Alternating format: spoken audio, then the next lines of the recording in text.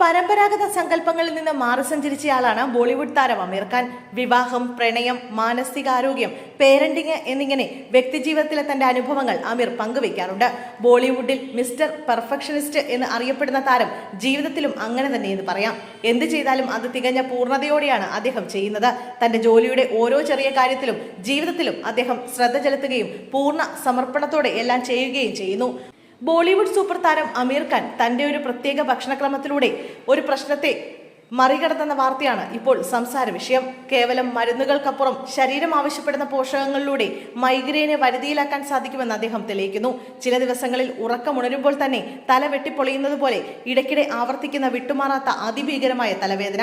Migraine എന്നത് വെറുമൊരു തലവേദനയല്ല, ലോകമെമ്പാടുമുള്ള ദശലക്ഷക്കണക്കിന് ആളുകളെ തളർത്തുന്ന ഒരു നാഡീ സംബന്ധമായ രോഗാവസ്ഥയാണിത്.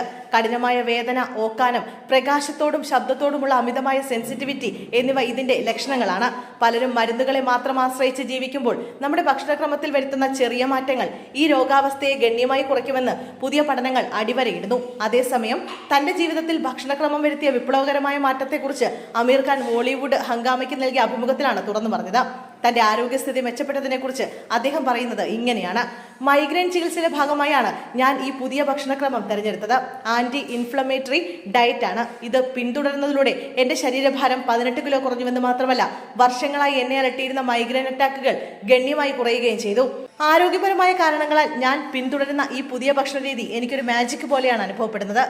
തന്റെ ശരീരത്തിനുണ്ടായ ഉന്മേഷവും രോഗശമനവും ഈ ഡയറ്റിലൂടെ സാധ്യമായതായും അദ്ദേഹം സാക്ഷ്യപ്പെടുത്തുന്നു.